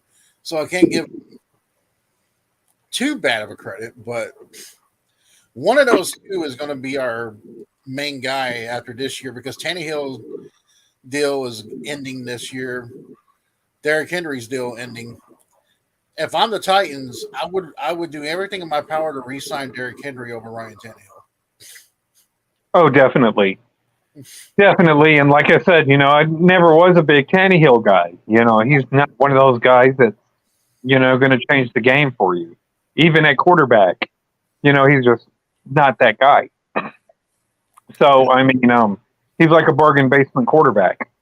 He's just a quarterback that's competent enough to put in, but, he's not one of those quarterbacks that's going to keep you in long enough for you because y'all would have already went to a Super Bowl, probably won a Super Bowl if you had just a little bit better. Not saying that you have to have great quarterback play, but you've got to have somebody like an Alex Smith or a Tom Brady or somebody that's going to be able to keep the defense honest enough to where you can go ahead and run for 150 yards. Sometimes you got to pass for 450 yards just to make sure. I'm still looking at this, man, because like sports analysts are all saying that Derrick Henry is going to dip, and that he dipped last year. And I looked at him like he was second in yards last year. He still had 1,500 yards with a bad offensive line. I mean, I'm looking at that like just because he's turning 30 doesn't mean that he's going to decline all the way. And that's just – I love when sports people do that, and I laugh every time they get proven wrong. Yeah. And they do that but see, the good thing is I sit there and I watch these sports experts, and they sit there and say, oh, this guy's going to be horrible. This guy's going to be bad. This guy's going to do this. Or this guy's going to do that, and all that stuff that they do. And those are usually the ones I pick up in fantasy because those are the ones that are going to come in. They're going to be pissed off because you've been shitting on them for however long. And then whenever they come in, they end up winning me a fantasy football trophy or whatnot. Yeah. I saw some guy on TikTok. He was talking about the best coaches in the league. He's not sold on Mike Vrabel. I was like, are you fucking kidding me? Well, I was like, wow, all right. Dude, it's just like, okay. And I don't know what's wrong with the internet right now. The internet's broken, and it has been for a few years now. But Shaq comes out and does his top 10. It was like Magic, Michael, Kobe. Okay, I can see those guys on there.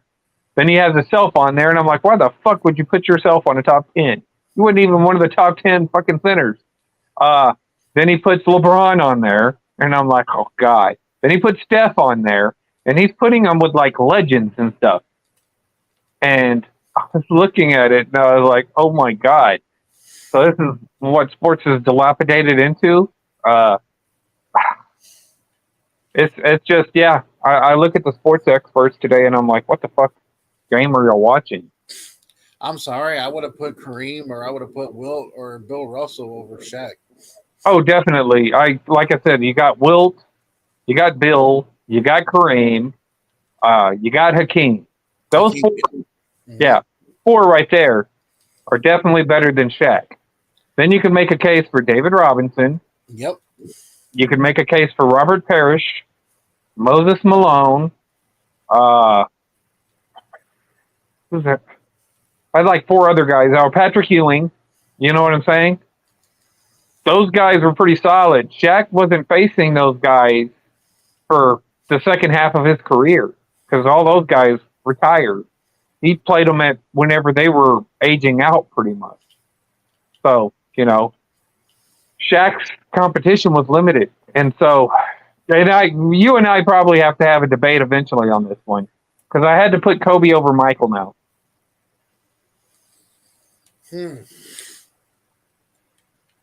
I had to because I went back and I looked at it and I'm like, you know what? It wasn't even trying to prove anything. But of course, I was looking at it because everybody wants to put LeBron over Michael Jordan. So then I said, well, LeBron isn't even as good as Kobe. And then I started looking at their level of competition that they had to play. And then I went back and I looked at the Chicago Bulls, the competition that they had to play whenever they were winning all their rings. And I'm like, you know what? Fucking Kobe had Murderer's Row to go through. For the most part, the only person that Jordan had to beat was fucking New York. I can't really put Indiana up there because their defense wasn't near as hard as New York. But, they only had to beat, the Knicks. And that was, their strongest team that they had to beat in the playoffs. Here's the thing, too. Kobe only won one MVP his whole entire career, and what I find very fucked up about that is Kobe deserved to have more of those MVP trophies than he got. And I'll say this much about it: I think Michael and Kobe are very similar in their playing styles. They're both like great white sharks. They come there to attack. They come to kill. I will say that Kobe had more of guys to face, like Tracy McGrady. He had guys like Vince Carter, and a few of those more to play with.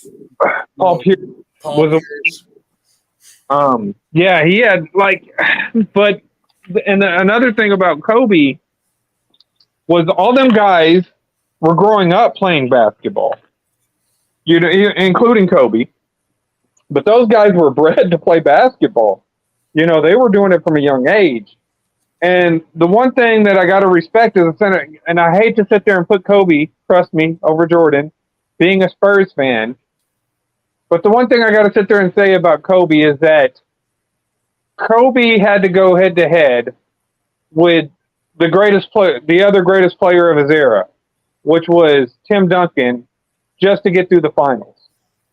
And the other greatest person in Mike's era was Hakeem, and he never had to go against Hakeem.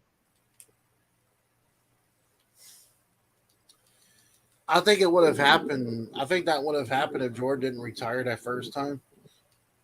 I think it would have been the Bulls and the Rockets. Well, here we go. Because Jordan retired, right? But why did Jordan retire? It just seems so weird why he would retire.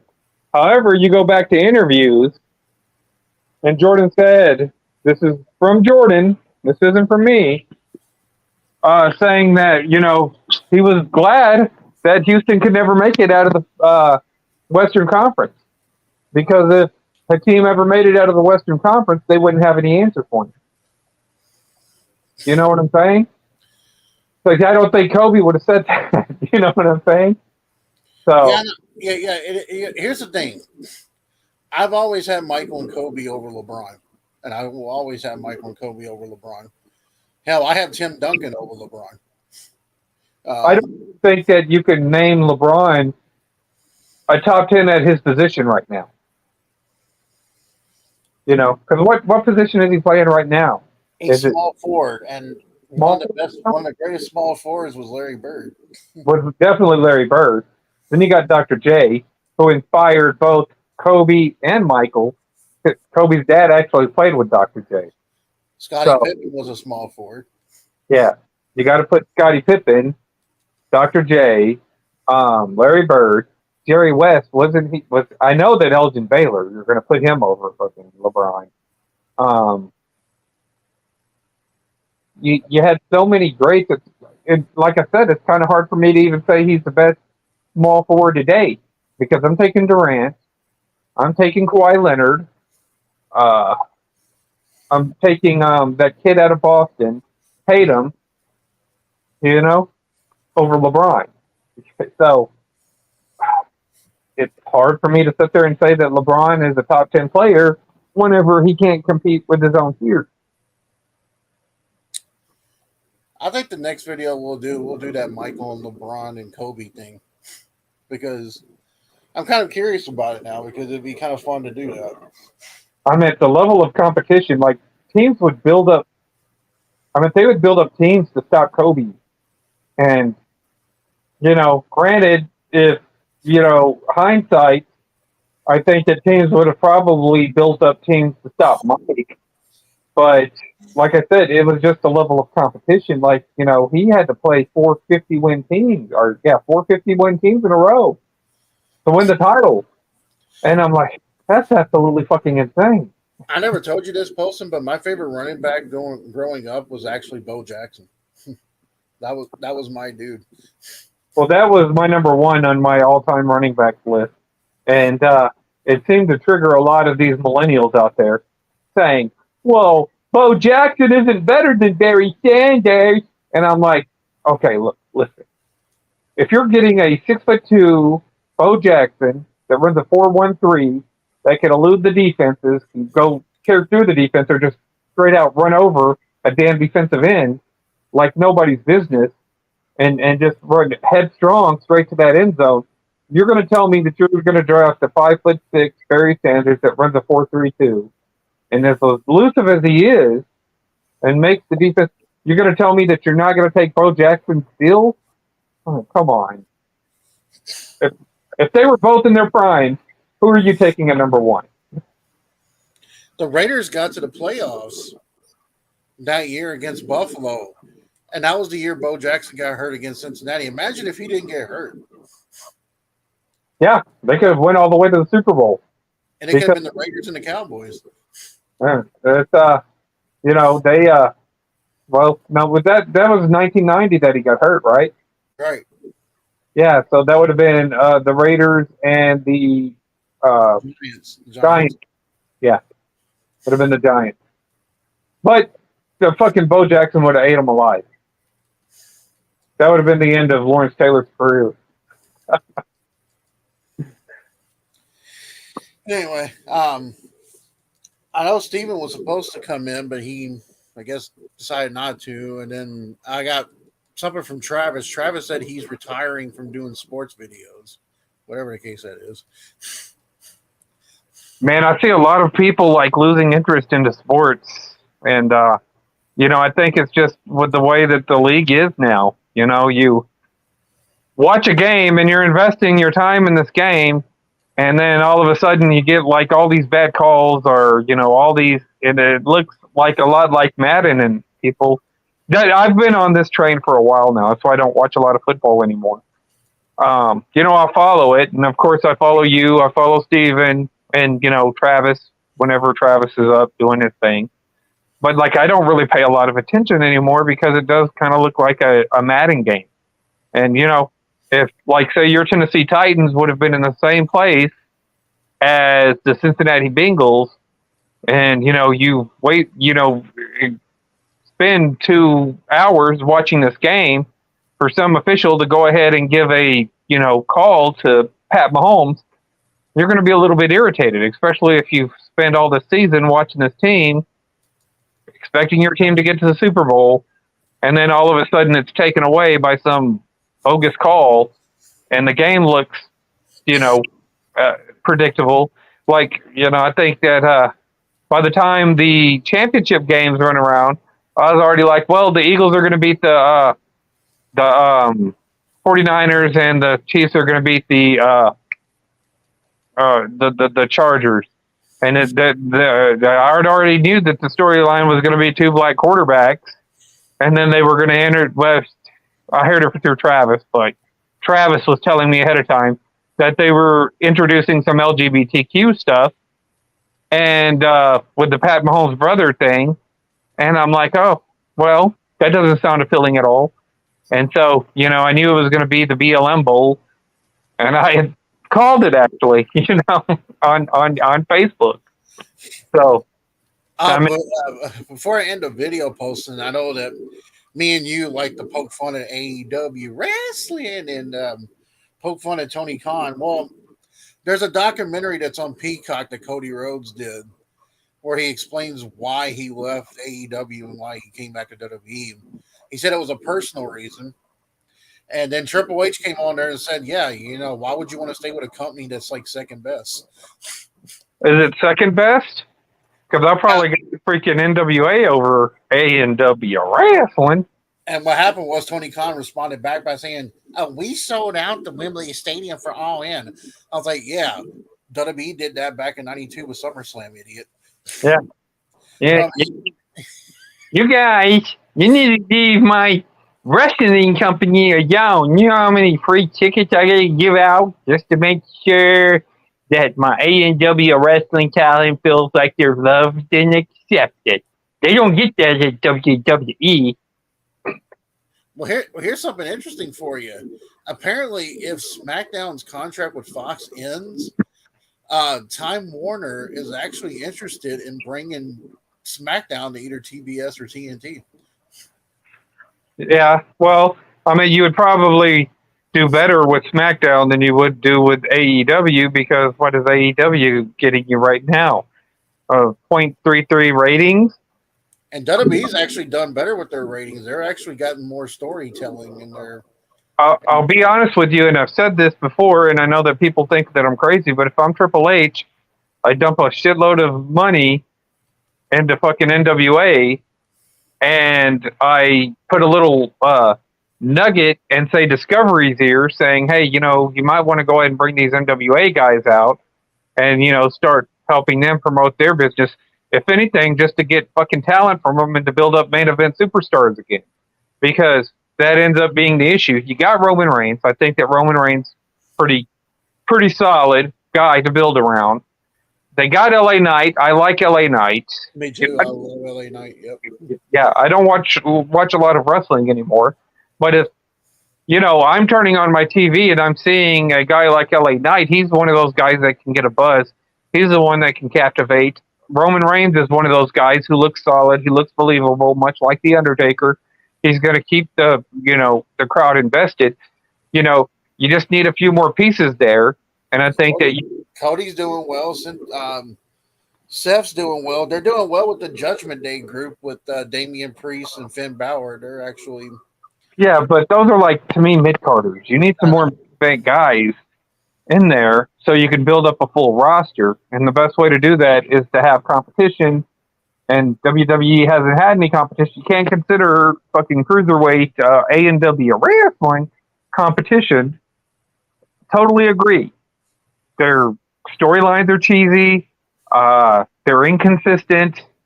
It's hard to build up talent. It's just very vanilla.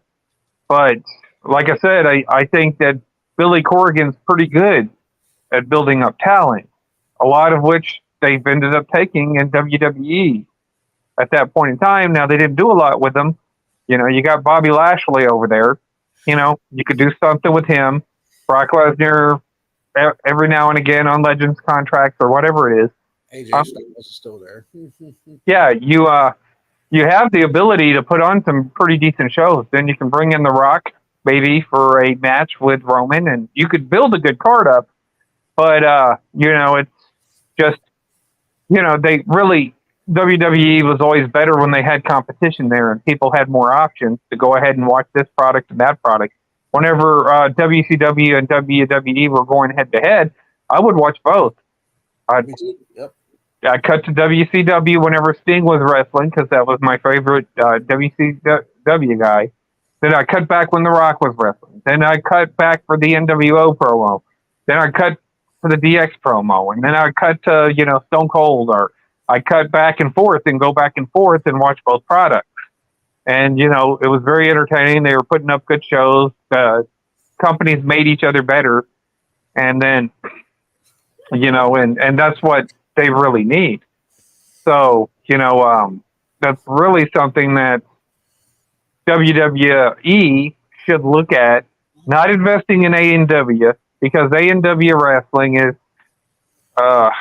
it's just not going to get it done.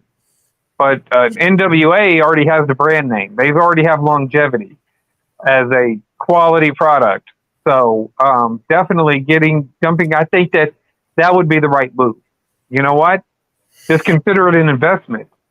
And then, put it on like I said, Discovery. Put it on HBO Max. And you'd probably get a lot more people invested into the wrestling product again. And then, that's going to help you out in the long run. And by the way, anybody that's interested, any wrestling fans that do watch this video too, if you're interested, the Von Erich's biography movie comes out this year in the fall.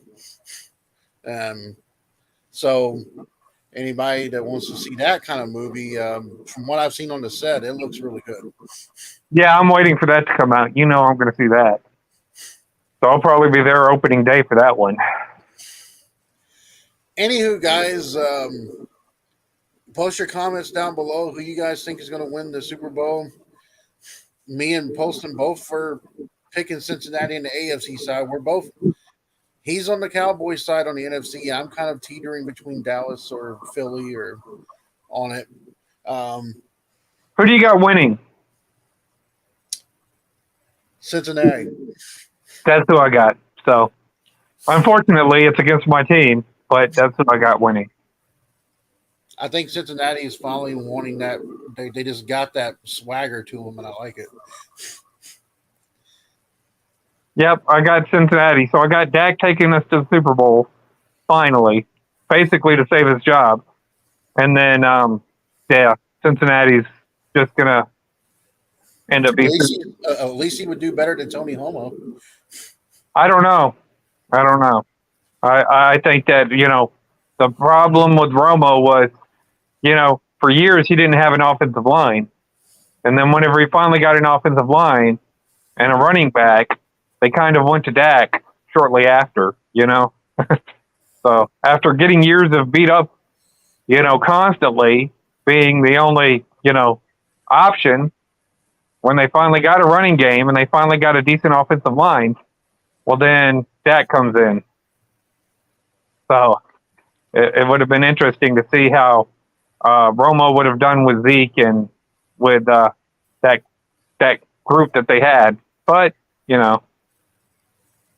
we're also going to, anyways, everybody, thanks for watching. Thanks for the comments and questions. I'll tell you, though, Poston's been very close on a couple of these picks that he's done. So I feel confident in the Cincinnati pick. So do I.